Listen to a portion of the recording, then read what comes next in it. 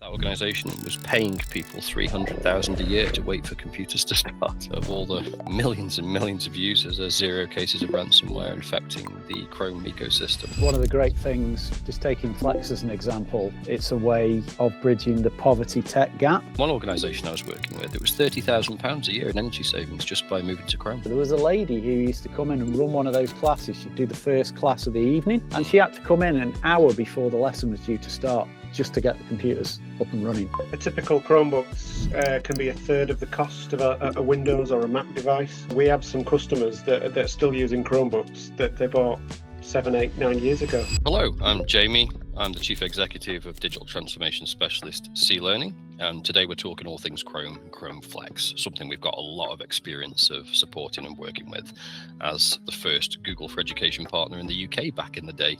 Seems a long time ago now, and before my time here, I should add as well. Joining me in this conversation today, I've got two wonderful colleagues. Ian, or Lambo as he's known internally, so I apologise if I refer to him as Lambo, who heads up a huge amount of our hardware business, because we sell an awful lot of Chrome-enabled devices. And also joining me is Chris, who's also known as Chris internally. So that's the baseline we're going to be talking about today, so just to set the tone. And Chris heads up all of our software. And so welcome to the conversation, Chris. Welcome, Lambo. Hello. Glad to be here. Yeah, I'm going to start off. I'm sort of going to host this a little bit by facilitating the conversation, but really it's just a conversation between all three of us, so it's not really down to me to ask questions as such. But let's start the conversation off in a logical place, which is why somebody would buy Chromebooks or Chrome Flex or the whole Chrome ecosystem. From listening to your customers over the years, what are some of the reasons? And I'm guessing that some of the reasons might be let's start with budgets. You know, that's usually an elephant in the room, especially in these times. In fact, we were just talking earlier about all things finance and the need to make every bit of your money go as far as possible. And I know that we get customers coming to us who may be very much in the Microsoft ecosystem or in other ecosystems, but they still buy Chrome and Chromebooks.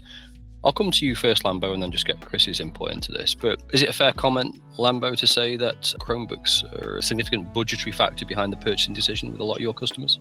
Yeah, absolutely. A typical Chromebooks can be a third of the cost of a Windows or a Mac device. Plus, there's Chrome Flex, which can be used on older Windows laptops and older MacBooks, which it all comes down to cost at the end of the day. Absolutely. And Chris, I'm guessing that you hear, I know you're more on the software side of our organization, but I'm guessing you hear similar things from clients in your general conversations as well, that budget's a major factor, and Chrome speaks very well to that agenda, I guess. Yeah, absolutely. I think one of the great things, just taking Flex as an example, is it's a way of bridging the poverty tech gap. I know something that we feel very strongly about is budgets and the budget restraints for certain organisations not being a hindrance to students getting the best opportunities. Yeah, absolutely. To do their best work. And, you know, a school that might be stretched on budget, how much is a new Windows machine versus a Flex device that can be fully managed for £20 odd for its lifetime.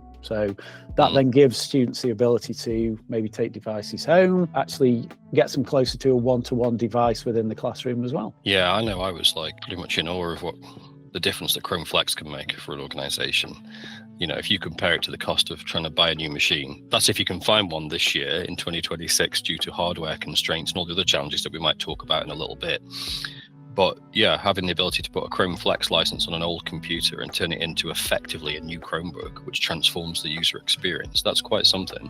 And for a small, tiny price, being able to do that, I think that's like pretty amazing, really. And we mentioned, just going back on cost as well, Chromebooks, of course, use a lot less energy than equivalent computing devices.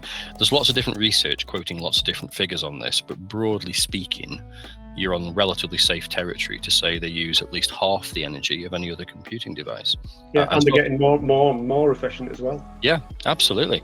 And that adds up, right? Because in my career, I've managed organizations that sometimes have got thousands of endpoint computers, and the kilowatt per hour usage, if you calculate what you pay in energy costs, kilowatt per hour, which I did because I'm forensic with money. One organization I was working with, it was £30,000 a year in energy savings just by moving to Chrome, which I think is pretty amazing, really.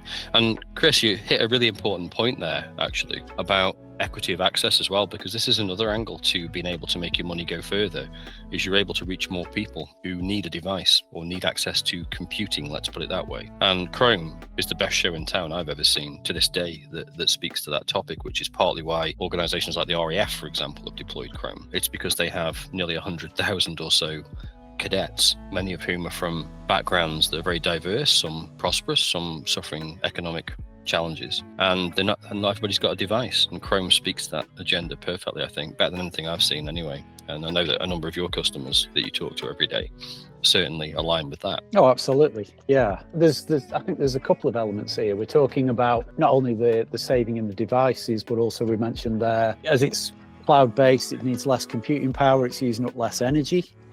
Which is another fabulous reason. But also combine that with the ease of use for the devices, the quick startup again, how much time is spent waiting for a Windows machine to patch and start up, and you get the blue screen of death. Again, so that is getting the maximum amount of learning and teaching time out of those devices. Yeah. And also from the green side of things, the lack of landfill for those Windows devices that would end up being, okay, parts of those will be recycled and whatnot, but you're actually giving those machines, in some cases, 5-10 years of extended life through the Chrome ecosystem. Yeah, so the impact on landfill, you're absolutely right, is dramatically reduced compared to any other comparable device. And it's worth noting as well that I think I'm correct in saying that the Department for Education now requires every school and college that's publicly funded to have a climate action plan and also have a climate action lead. And this is certainly a big asset towards your climate action plan that we're talking about here. If you're deploying Chrome, no matter what environment you're in, whether you're in a hybrid environment where you're using some Microsoft stuff and some Google stuff, Chrome works perfectly across both ecosystems, but enables you to have a really good story to tell around your climate action plan and your climate action goals. What was your first point you made? I was making a mental note of your previous point you made before the sustainability point. You were talking about landfill. Security. Yeah. Was it security you mentioned? Ease of use. Ease of use. I'll tell you what you said. Ease of use and quick load up. Yeah. And, What made me laugh? It's come back to me now. It's my age. I haven't had enough coffee today. What made me smile when you were talking just then was you said about waiting for a machine to start, because the reason I laughed is because I was running a big project once with a large client and they had very old machines, and I very quickly realized that every computer was taking, would you believe, between 7 and 10 minutes to become fully operational from a cold start. So it was booting up, applying all the policies. There was hundreds of policies it was applying. And by the time it finished, I calculated the average time was 7 to 8 minutes. So then I went to the HR department and said, what's the average hourly rate of every member of staff on average in this organization? I did a very quick calculation, and I'm not kidding. That organization was paying people $300,000 a year to wait for computers to start. Yeah, We've seen this firsthand as well. An organisation that we actually met at BET several years ago, Jamie, based in the Midlands, and they do adult learning, and they switched from a fully Microsoft environment to a Chrome Flex environment. One of the big savings there was a lady who used to come in and run one of those classes. She'd do the first class of the evening, and she had to come in an hour before the lesson was due to start just to get the computers up and running.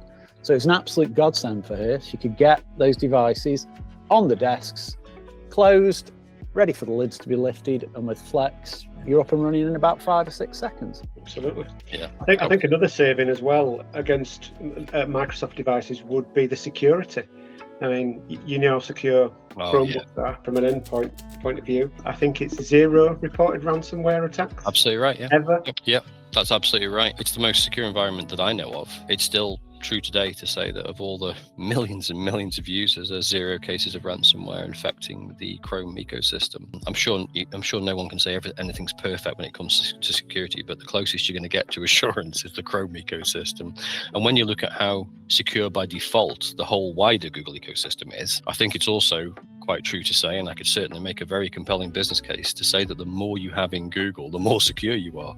And that's getting more of a, if it's possible, even higher priority topic, because as the vectors of attack with cybersecurity continue to evolve and get more sophisticated, especially with AI, then Chrome needs some serious consideration just from a cybersecurity angle, because it's, again, one of your big assets to protecting yourself against a problem that nobody wants to have. And I would imagine a lot of customers potentially buy into the Chrome ecosystem for that specific reason. Lambo, would that be fair to say, security? Yeah, absolutely. Security and the automatic updates and the speed of automatic updates as well. As you know, Chromebooks run on 2 operating systems, so while one is updating, the other one is being used, and that's another thing that makes them super efficient.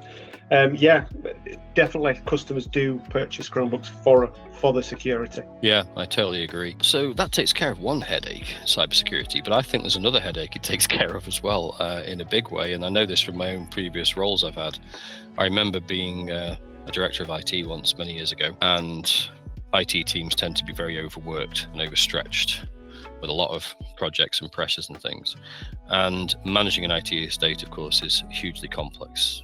Task covering everything. Anything that makes that easier has got to be a good thing. And I remember when we introduced Chrome to that particular organization where I was director of IT, and it was a game changer, literally.